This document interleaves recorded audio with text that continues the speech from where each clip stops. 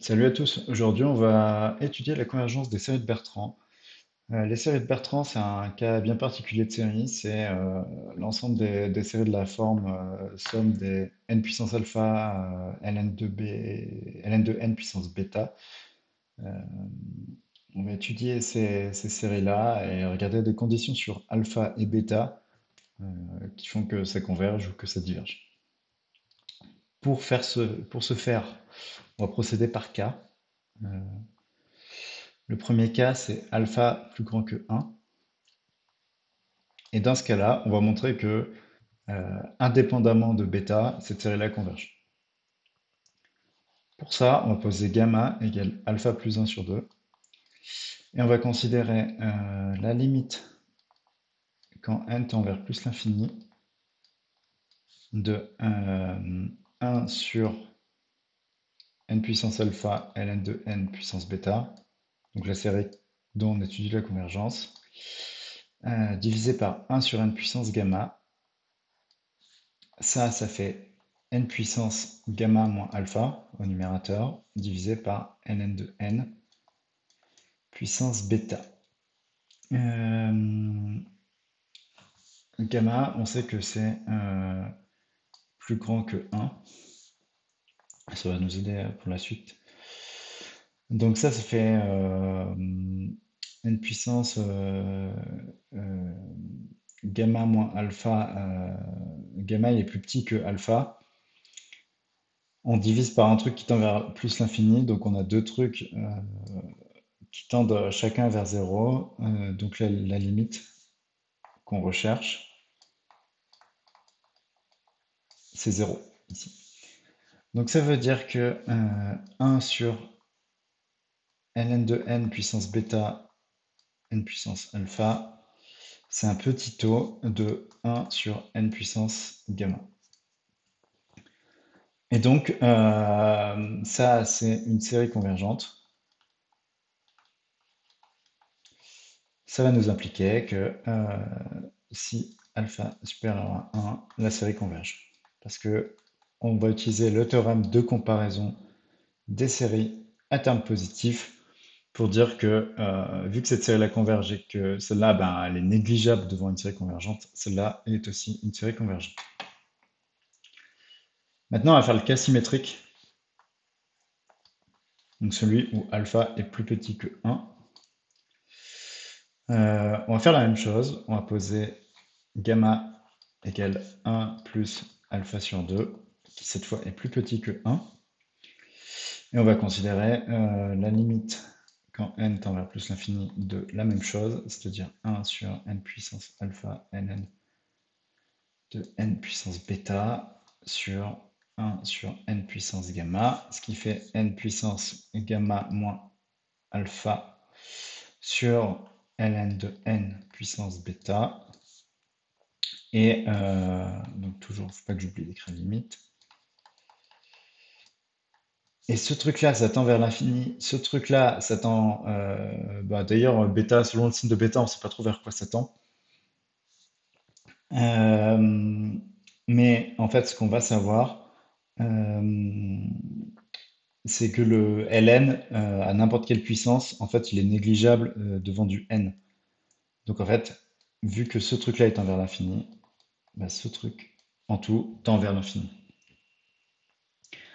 Donc cette fois, ça veut dire que 1 sur n puissance gamma, c'est un petit taux de 1 sur n puissance alpha ln de n puissance bêta. Euh, Vu que gamma est plus petit que 1, ça c'est une série qui diverge. Et cette série-là, elle est négligeable devant celle-là, donc celle-là, elle diverge encore plus. Donc on en déduit que euh, si alpha est plus petit que 1, ça, oui, si alpha est plus petit que 1, la série diverge. Voilà. Ensuite, on va faire le cas, on a fait alpha plus grand que 1, on a fait alpha plus petit que 1, maintenant on va faire alpha égale 1. Mais on va distinguer un premier sous-cas qui est euh, bêta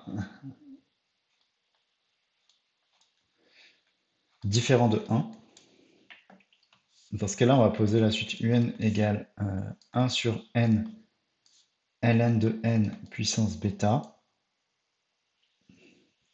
On va encadrer, on va faire une comparaison série intégrale en disant que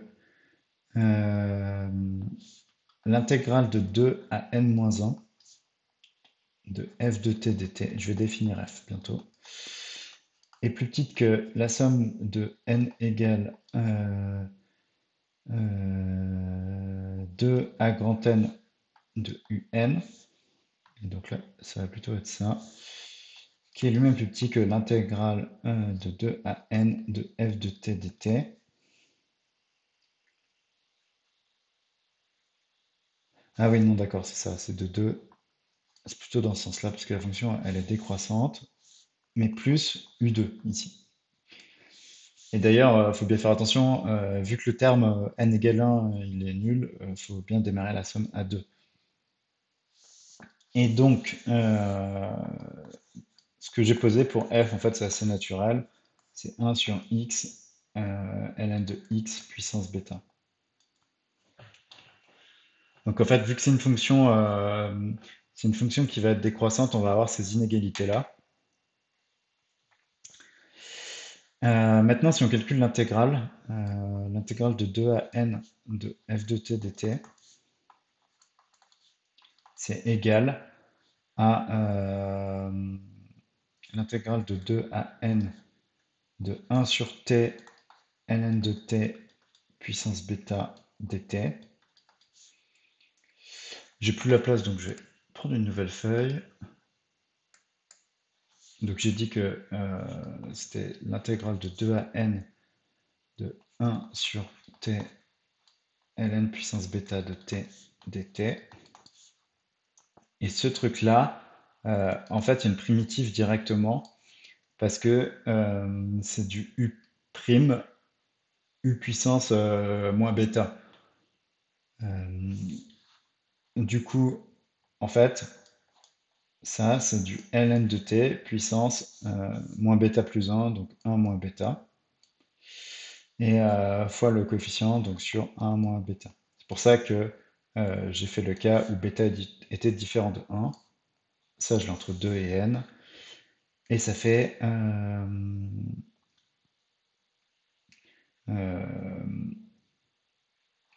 sur 1 moins bêta, ln puissance 1 moins bêta de n, moins ln puissance 1 moins bêta de 2. Pareil avec l'autre intégrale, hein, l'intégrale de 2 à n plus 1. Bon, ça change rien, on va sauter les calculs. Et ben c'est 1 sur 1 moins bêta de ln de puissance 1 moins bêta de n plus 1 moins ln puissance 1 moins bêta de 2. Voilà, la seule chose qui change, c'est de mettre n plus 1 ici au lieu de n. Voilà. Maintenant, on va pouvoir conclure avec des cas.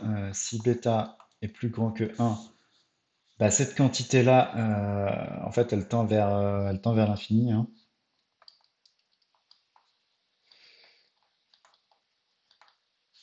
Pardon, elle converge.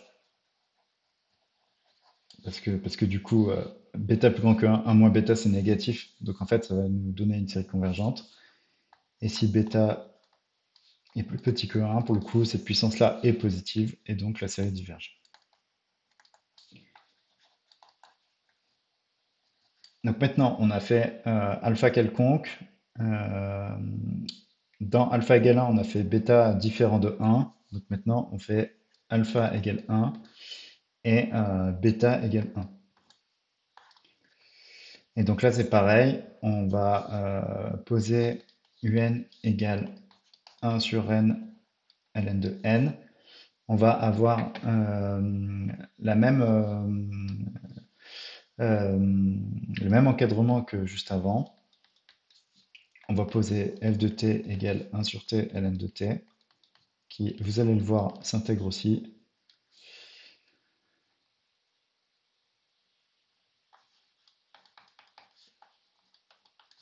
Donc ça, c'est plus petit que un, qui est lui-même plus petit que l'intégrale de 2 à n de f de t plus u2. On va calculer l'intégrale de 2 à n de f de t dt. Et ben, c'est l'intégrale de 2 à n de 1 sur t ln de t dt. Et en fait, ça, c'est 2 et n ln de t. Parce que ça, c'est du u' et ça, c'est du u. Donc en fait, c'est u' sur u, ça, avec u égale ln.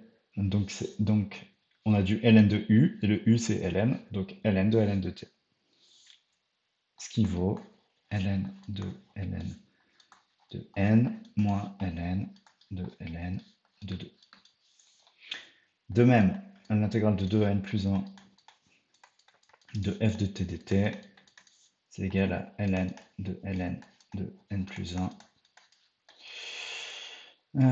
moins ln de 2. Donc on a encadré un par ce truc-là qui diverge, ce truc-là qui diverge. Donc la série des un diverge. Ok, ben on a fini l'exo. Si on résume,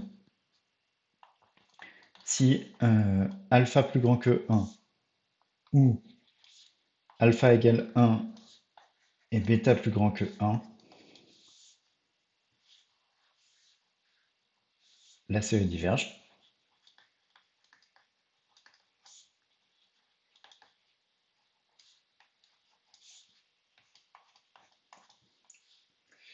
Cas numéro 2, si alpha plus petit que, même inférieur ou égal, non, si alpha plus petit que 1 ou alpha égale 1 et bêta inférieur ou égal, cette fois, parce que le cas égal, c'est dans la divergence, la série donc, de Bertrand diverge. Voilà, on a fait tous les cas possibles. Alpha plus grand que 1, alpha plus petit que 1, et si alpha égale 1, soit bêta est plus grand que 1, soit il est inférieur ou égal à 1. Je vous remets l'énoncé pour bien conclure. On a résolu la convergence des séries de Bertrand en fonction de alpha et bêta, ce qui va donc terminer cet exercice. Merci d'être arrivé jusqu'au bout.